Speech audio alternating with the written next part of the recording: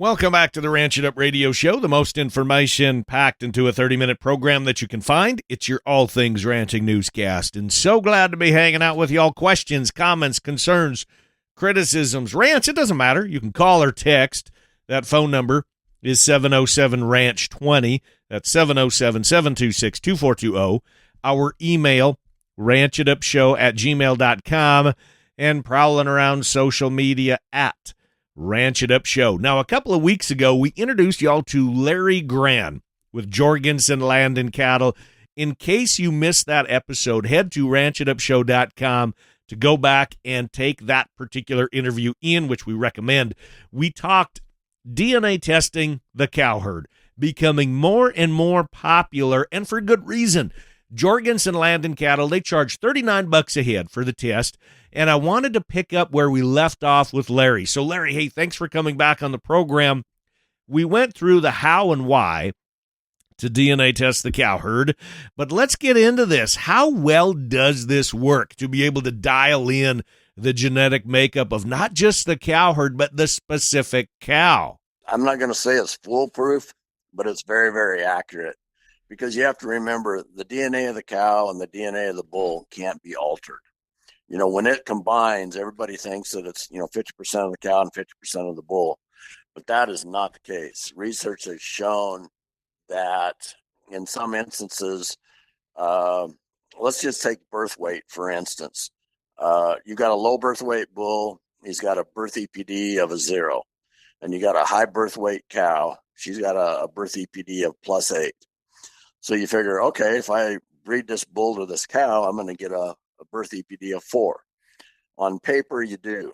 But once we do the DNA test, you will probably find that, no, you're either probably going to get a 5.5 to a 6, or maybe even a 6.5 on that next calf, because the cow, I've seen this time and time again, the cow is more dominant on her birth genes than the bull is. And the cow will run right over top of that bull birth EPD and still throw a heavy birth weight calf. Maybe not quite as heavy, but it's still going to be a heavier birth weight calf. So when we look at that in the overall production system of all the traits, when you're selecting for specific traits and you match those bulls up to complement those traits and make them better, I can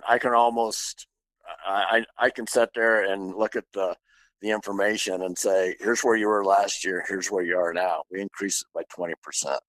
That's in one generation.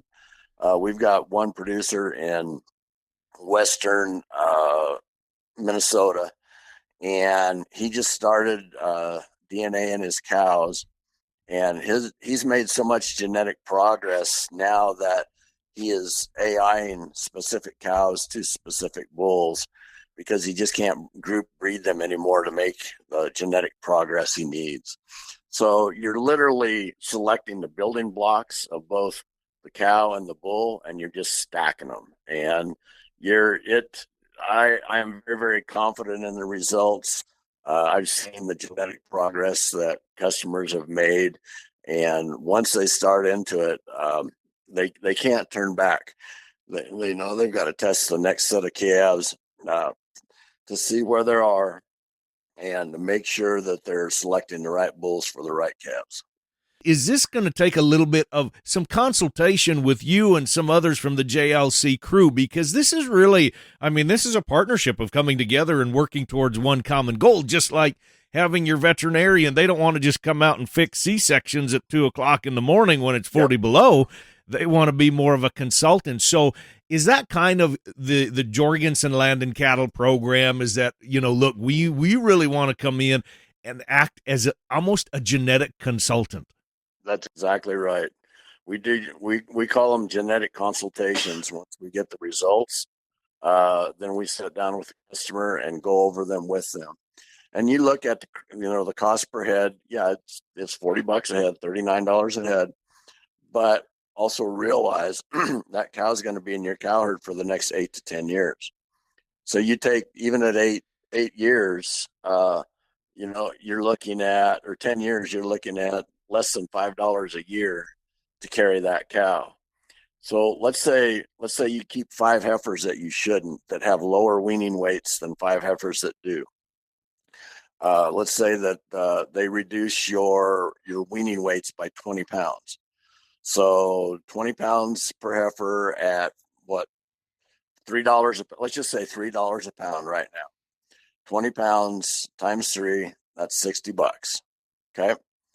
$60 over the next 8 years. What does that cost you? Then multiply that by the 5 calves that you have out of these other cows that are costing you money, that you could have had better calves out of different heifers to make you money. So when you look at it from the cost of the test, it's not so much about the upfront cost, but it is that cost. But you look at what you're gaining over the life of that cow and the profitability of that cow over the next 8 to 10 years. And after you get past year, I think it's 3.5. I think it's the second calf that heifer has. She's making you money. The return on it's like 10 to 1 over the life of that cow. So it's a pretty good return on your investment over the life of a cow. It's almost like calculating a break even in a way, right? And I stress that all the time. If you don't know your break even, you need to figure this thing out, because if you don't know where you need to look forward in the future of where you need to be profitable, if you don't know what that break even is, you have no idea if you are above that benchmark or below that benchmark. So in a way, is it right to say, that is an analogy, that this is almost like figuring out a genetic break even, a benchmark of where you're at, of trying to get above that? Yep. Yeah, it really is. I mean, it's the same philosophy as mapping your field, your cornfield, and doing different soil tests on different parts of your cornfield. This part over here may need more nitrogen, or this part over here may need something else, or not quite so much else. It's the same philosophy. You're getting down to, like you said earlier, what is my return per acre on each acre of ground that I have? Not the field, just each acre. And we're doing that. We're looking at the total profitability of the cow herd, but now we're breaking it down to the profitability of each cow in there. And I can already hear people say, well, what about the guy that runs 1,000 cows? I mean, he's just got to have numbers. It's like, yeah, you do, but they can be the right numbers too. Mm-hmm. And it doesn't matter if you've got 1 head or 1,000 head or 10,000 head. The DNA testing is going to help you select the heifers you need to move forward with and create more profitability in your cow herd. Larry Gran with Jorgensen Land Cattle, thanks for coming back on the show. You can reach out to Larry directly with Jorgensen Land Cattle with questions specific to their program. And there are many other genetic companies offering genetic services, and I encourage you to contact any of them, ask your questions, and get your answers. Time for a quick break here on the Ranch It Up radio show. When we come back, market reports, upcoming sales, and lots more, so keep it locked.